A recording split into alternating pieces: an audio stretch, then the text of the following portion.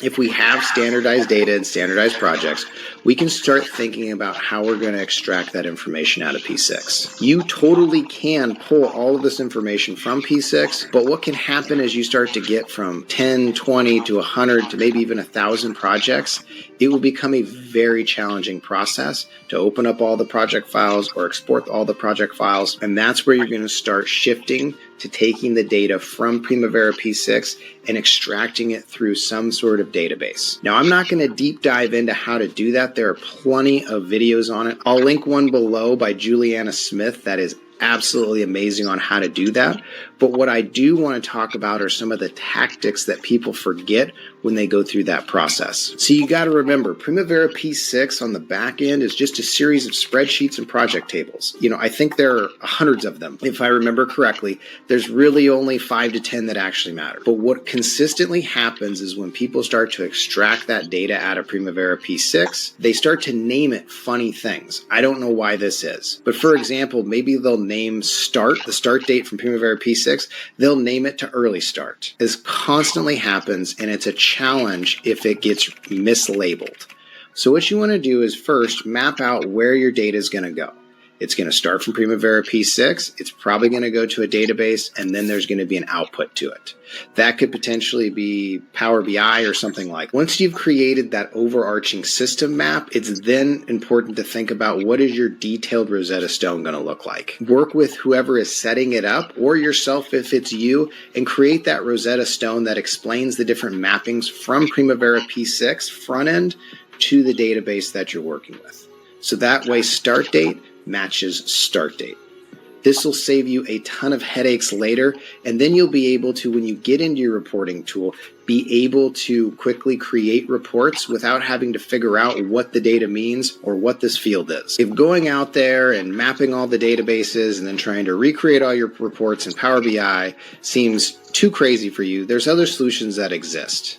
One of them that I like is nodes and links. You can quickly create a portfolio schedule by simply uploading your schedule to the software. Here on the screen, I have those 3 example schedules. This took me maybe 5 minutes to set up, and as you can see, I have a nice timeline, and I can dive into this data and check it out, similar to any other report, except Nodes and Links is a specialized scheduling tool, so that way it's going to give me specialized scheduling data that will far surpass anything you could ever build in Power BI. If you look here at their trends page, you can see that I can quickly look at the progress, milestones delayed, the overall delay, a delay trend, and a health score.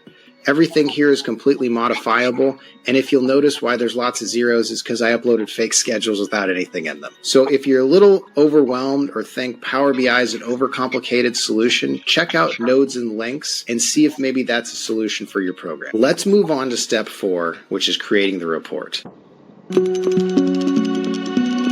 Now, I'm not going to sit here and tell you that there's one report that rules them all, one metric that rules them all, or one thing you absolutely need to do. Depending on your industry and your project and your portfolio, there is a wide range of different reports that you can create that will be high value and high impact.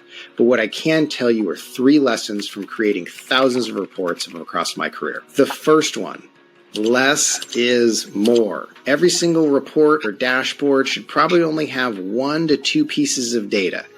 Anything more will completely overwhelm your audience. You don't need the spaceship control panel with 47 different widgets on it because it will be too confusing. So focus on 1 to 2 pieces of critical data. The second one is you have to have a frame of reference for your audience if you're going to share data. So that frame of reference must include a baseline or a contract date.